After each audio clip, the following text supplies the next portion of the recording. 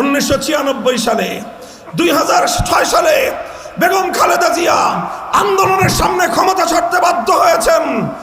ক্ষমতা ছেড়ে 80 পর বয়সে বছরের পর বছর অন্ধকার কারা প্রকোষ্ঠে তিনি দিনাতিপাত করেছেন, কিন্তু তার দলের তার অনুসারীদেরকে, তার নেতা কর্মীদেরকে লজ্জায় ডুবিয়ে দেশ ছেড়ে ভীরুকা পুরুষের মতো তিনি পালিয়ে যাননি। আওয়ামী লীগের চিন্তাশীল লোকদের কাছে প্রশ্ন, আপনার নেত্রী কাজটা করলো কি? আপনার নেত্রী কাজটা করলো কি?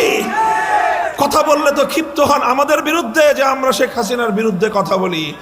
আপনি ঠান্ডা মাথায় নিজে চিন্তা করবেন, আপনার নেত্রী যেই কাজটা করেছে, বিগত 100 বছরে পাক ভারত উপমহাদেশে কোন রাজনৈতিক নেতা নেত্রীর, কোন রাজনৈতিক নেতৃত্বের দ্বারা এমন কলঙ্কজনক ঘটনা ঘটে নাই। তিনি কেন করেছেন এই কাজ? অথচ তাকে সতর্ক করা হয়েছিল আরো অনেক আগেই। বাংলাদেশের গোয়েন্দা সংস্থারা বলেছিল দেশের পরিস্থিতি ভালো নাই, তিনি বলেছিলেন চালাও গুলি। তারা বলেছিলেন জনগণ ক্ষিপ্ত হয়ে উঠছে, তিনি বলেছিলেন চালাও গুলি।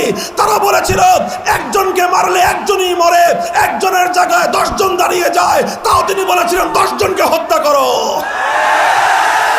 দেশের মানুষের নিরাপত্তার জন্য কেনা হেলিকপ্টার দিয়ে তিনি এদেশের জনগণের বুকের উপর গুলি ছুড়েছেন।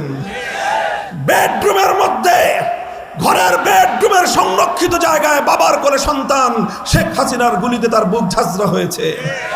নৃশংস, নির্মম, ভয়াবহ, জঘন্যতম, বর্বরতম হত্যাযজ্ঞ চালানো হয়েছে জুলাই আর আগস্টে।